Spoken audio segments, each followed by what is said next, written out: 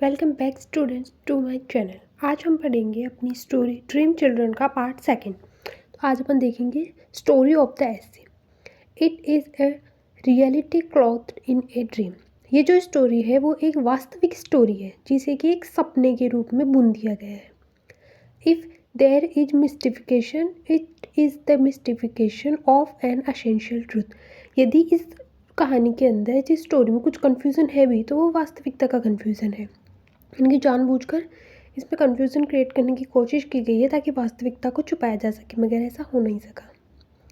It all comes from his heart and so directly goes home to the readers. ये जो story है वो अपने एसेइस्ट जो हैं उनके सीधे हृदय से निकली है और जो लेखक है, जो पाठक है, उनके पास लेखक की बात सीधे पहुंच रही है।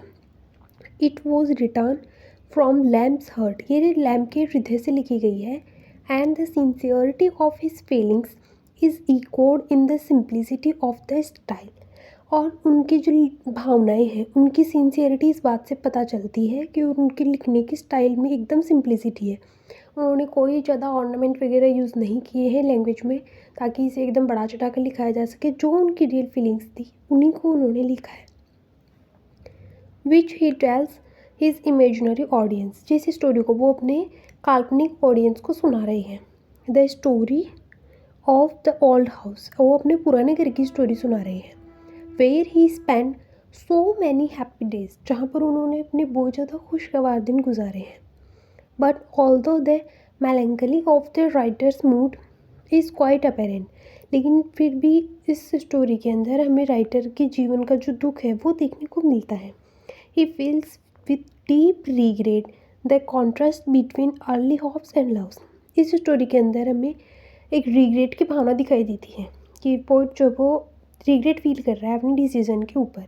इसमें एक कॉन्ट्रास्ट भी दिखाई देता है कि और लेखक को जो स्टार्टिंग के अंदर अपने जीवन से जो आशाएं थी, जो प्यार की उम्मीद थी, वो आशाएं कैसे धीरे धीरे एक मोह भंग में बदल गई। किस प्रकार से उनकी जो दोस्ती का रिश्ता था उनके जीवन में वो घटता घटता बहुत कम हो गया उनके बाद के जीवन तक। इन चीज़ों के बीच में उन्होंने कॉन्ट्रास्ट दिखाया है। His melancholy is far removed from that of the man. उनका ये जो दुख है, उनकी उदासी है, वो उन व्यक्तियों से अलग है जो व्यक्ति सिर्फ खुद के ही बारे में सोचते हैं। Upon his own sorrows. वो सिर्फ अपने खुद के दुखों के बारे में सोचते हैं। And see those of the rest of the world only in so far as they refer to himself. और वो अपने आसपास के संसार को भी सिर्फ उतनी ही दूर तक देख पाते हैं जितनी दूर से वो संसार उनसे जुड़ा हुआ है। यानी कि जो सेल्फिश, जो स्वार्थी लोग होते हैं उनका जो दुख होता है, उनके दुख से पोइट का दुख बिल्कुल अलग है। क्योंकि पोइट अपनी लाइफ में इतने दुखी रहे हैं कि अब इन्हें दूसरों के दुख में भी दुख होने फील होने लग जाता है। इसलिए इनका दुख अन्य व्यक्तियों के दुख के मुकाबले अलग है। अब अपन आगे देखते हैं। We also know from it about his brother John. इस स्टोरी के द्वारा हमें पोइट के भाई जॉन के बारे में भी पता चलता है। हु वॉज रिसेंटली डेड, जिसकी अभी भी डेथ हुई है। Of the great love that he had for him. और अपने जो राइटर हैं लैम, वो अपने भाई जॉन से बहुत ज़्यादा प्यार करते थे। And how he missed him, किस प्रकार से वो अब उन्हें याद करते हैं। And he felt lonely without him. और उन्हें अपने भाई जॉन के बिना कितना लोनली फील होता है, ये चीज़ हमें इस स्टोरी से पता चलती है। For instance he states that his brother John was more kind and considerate than he himself. हालांकि स्टार्टिंग में राइटर उनको ये कहते हैं कि उनका जो भाई जॉन है वो उनसे भी ज़्यादा दयालु और चिंतनशील प्रवृत्ति का व्यक्ति है।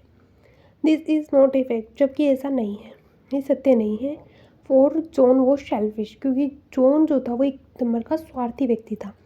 एंड नैरो माइंडेड, और उनकी सोच वो छोटी थी, बहुत ही संकीर्ण सोच का व्यक्ति था वो। It was Lamb himself who was kind and considerate. ये तो लैम स्वयं ही थे जो बहुत ही ज़्यादा दयालु और चिंतनशील थे। Lamb has expressed that children like particularly the stories about their early person. जो लैम है वो इस स्टोरी के थ्रू हमें ये भी बताना चाह रहे हैं कि जो छोटे बच्चे होते हैं उन्हें जो अपने से बड़े व्यक्ति होते हैं उनकी स्टोरी को जानने में बहुत ज़्यादा इंटरेस्ट होता है। And that about the period when they themselves were child. और उनके बारे में भी खासकर वो स्टोरीज जब वो उनके बड़े व्यक्ति खुद स्वयं बच्चे थे। They do it to know about the traditionary personage and also to widen their own imagination. और बच्चे जो है वो अपने बड़ों के बचपन की स्टोरी सुनना इसलिए भी पसंद करते हैं ताकि वो उनके परंपरागत व्यक्तित्व के बारे में जान सकें कि वो किस प्रकार की फैमिली से बिलोंग करते हैं, और वो अपनी कल्पना को भी बढ़ा सके, कल्पना का दायरा बढ़ा सके, इसलिए वो अपने बड़ों के बचपन की स्टोरी जानने में इंटरेस्ट रखते हैं। तो स्टोरी जो है वो अपनी कंप्लीट हो गई है। अब अपन देखते हैं टाइटल ऑफ द ऐसे। द टाइटल ऑफ द ऐसे इज़ एप्रोप्रिएट। तो इस ऐसे का जो टाइटल है, जो शीर्षक है, वो एकदम उपयुक्त है। It lamp इंडल्स in A रिवायरे।